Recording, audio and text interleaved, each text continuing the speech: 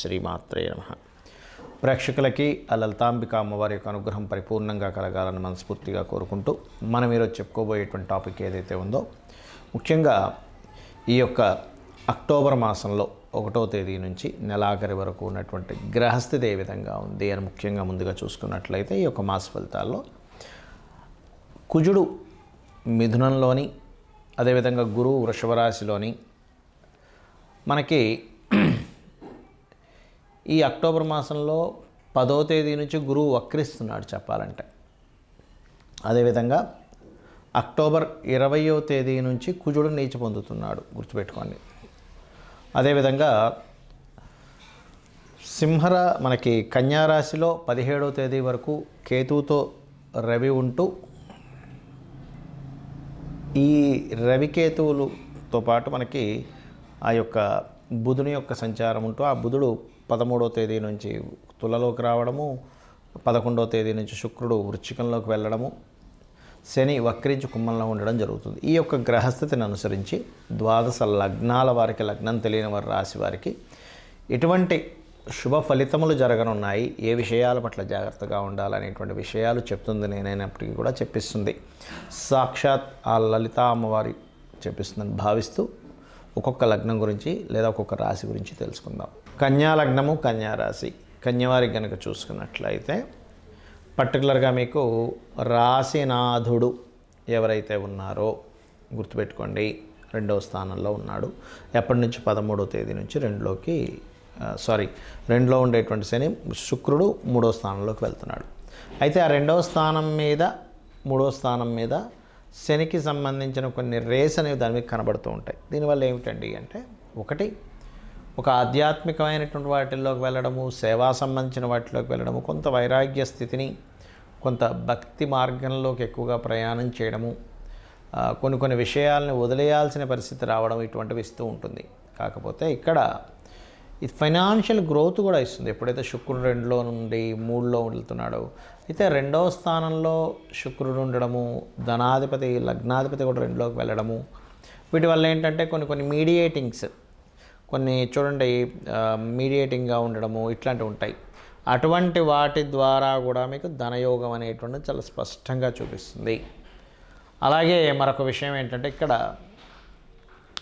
మీకు భూమికి సంబంధించిన వాటి మూలంగా ధనయోగం చూపిస్తుంది. కాకపోతే కొన్నిసార్లు అసహనం వల్ల, ఎప్పుడైతే లగ్నంలో కేతు ఉన్నాడో, కొన్ని విషయాల్లో ఎండింగ్ వరకు వెళ్ళి అక్కడ అసహనాన్ని మనం ప్రకటించి వెనక్కి వచ్చేస్తూ ఉంటాం. అబ్బాయి నేను ఇంక వెయిట్ చేయలేను, నేను ఇంక ఉండలేను, నా వల్ల కావట్లేదు.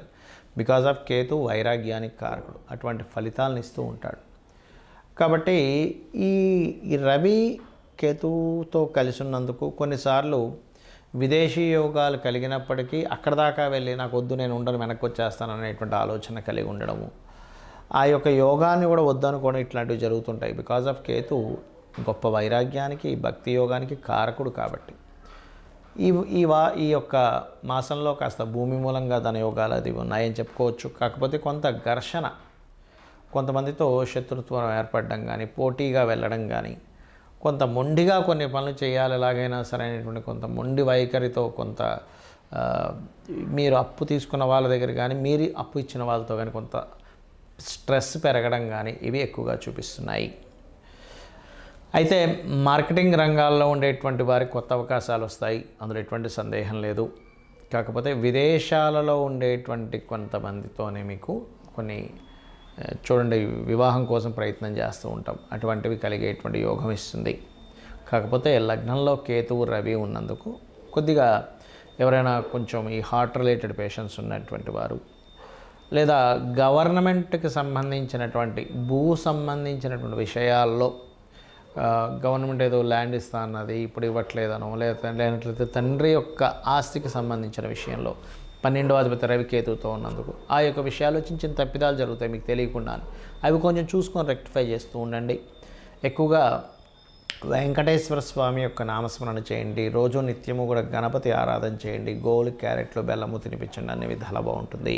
ఈ నెల 20వ తేదీ నుంచి కుజుడు నీచ పొందుతున్నాడని చెప్పుకున్నాం. అయితే ఇక్కడ చాలామందికి జాతకం ఉంటుంది, వాళ్ళకి డేట్ ఆఫ్ బర్త్ రాస్తారు, కొంతమంది రాయరు. పలానా లగ్నం అని కానీ, నక్షత్రం అని కానీ, రాశి అని కానీ తెలియదు. మరి తెలియని వాళ్ళ పరిస్థితి ఏమిటి? చూసుకున్నట్లయితే మీరు నవగ్రహాలలో కుజ శని గ్రహాల దగ్గర దీపారాధన చేయండి.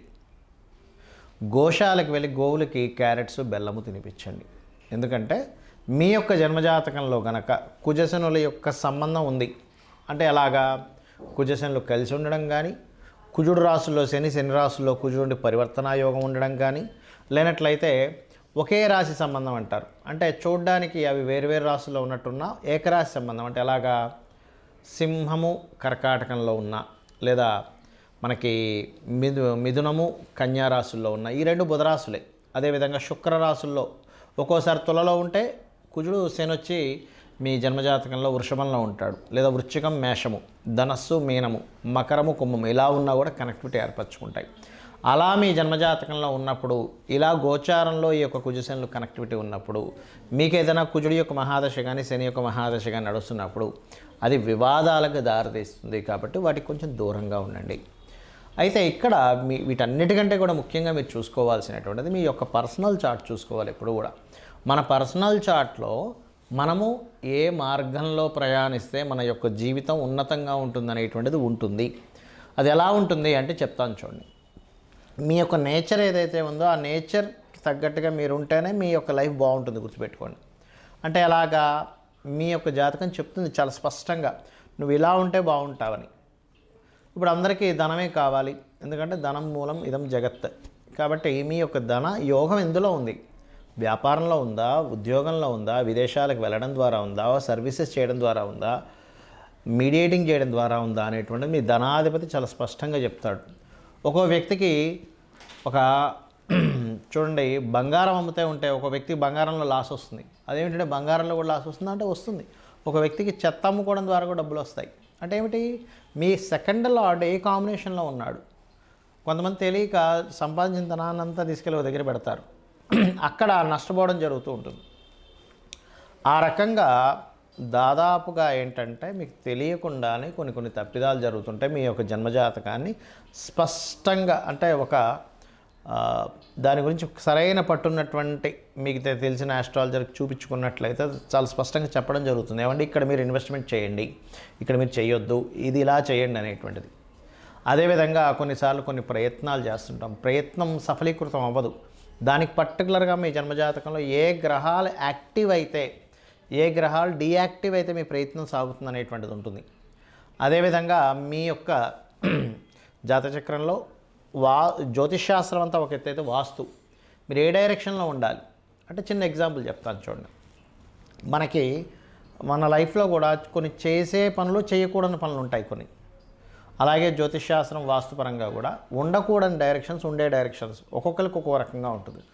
మీ పేరులో ఉండే మొదటి అక్షరాన్ని వర్గుగా తీసుకొని వర్గు నిర్ధారణ పరంగా మీరు ఏ డైరెక్షన్లో ఉంటే బాగుంటుంది అంటే మనకు శాస్త్రంలో అన్ని డైరెక్షన్స్ మంచివే, కానీ మీకేది సరిపోతుందని చెప్పబడింది శాస్త్రంలో. మీ పేరులో ఉండే మొదటి అక్షరాన్ని మీరుండే డైరెక్షన్ని తీసుకొని దాన్ని క్యాల్కులేట్ చేస్తారు. దాన్ని వర్గు నిర్ధారణ అంటారు. దాని గురించి నేను 8 వీడియోలు చేశాను. పంచాంగాల్లో కొన్ని తప్పులు ఉన్నాయని చెప్పాను. మీరు అది క్లియర్గా క్యాల్కులేటివ్గా చెప్పినటువంటిది మీరు చూసుకోవచ్చు కూడా. అదేవిధంగా కొంతమందికి సంతానం ఎందుకు కలగట్లేదని కానీ దానికి ఏం చేసుకోవాలి, చిన్న రెమెడీస్తో దక్షిణామూర్తి ఆరాధన, దత్తాత్రేయుడు యొక్క ఆరాధన ద్వారా సంతానం కలుగుతుంది. లేదా మీ పంచమాధిపతి ఎవరో తెలుసుకొని చేయొచ్చు. కొన్నిసార్లు అదే పంచమాధిపతి షేర్ మార్కెట్కి, సినిమా ఫీల్డ్కి, కొన్ని లవ్ రిలేటెడ్ సంబంధించిన విషయాలు కూడా కనెక్ట్ అయి ఉంటాడు. అలాంటప్పుడు ఆ ఫీల్డ్స్లో రాణించే యోగం ఉంటే ఖచ్చితంగా రాణిస్తారు, అందులో ఎటువంటి సందేహం లేదు. కొంతమందికి సినిమా ఫీల్డ్లోనే టాప్ పొజిషన్లోకి వెళ్తారు, అదే సినిమా ఫీల్డ్లోకి వెళ్ళడం ద్వారా డౌన్ఫాల్ అవుతూ ఉంటారు. సో అది అసలు ఎందుకు జరుగుతుంది అనేటువంటిది మనం పట్టుకోగలగాలి. అదేవిధంగా వివాహ సమయాన్ని కానీ, వ్యాపార సమయాన్ని కానీ, విదేశాలకు వెళ్ళేటువంటి యోగాలు కానివ్వండి, కొన్ని తెలుసో తెలియకో పూర్వజన్మలో చేసినటువంటి కొన్ని కర్మల ఆధారంగా కొన్ని దోషాలు ఏర్పడతాయి. అంత మాత్రం చేత ఏదో దోషం ఉంది, నా జీవితం ఇంక ఇక్కడ అయిపోయింది, ఏలినాడు శని నడుస్తుంది కాబట్టి ఏదో అయిపోయింది, సర్పదోషం నడుస్తుంది కాబట్టి ఇంక నా జీవితం అయిపోయింది అనడానికి లేదు. అలా ఎక్కడా కూడా శాస్త్రంలో చెప్పలేదు అంటారు నేను. ఎందుకంటే ఏ మహర్షి కూడా, ఏ గ్రంథంలోని కూడా నీకు ఈ దోషం ఉంటే నీ లైఫ్ ఇంకా అయిపోయిందని ఎక్కడ రాయలేదు. చూపించండి కావాలంటే.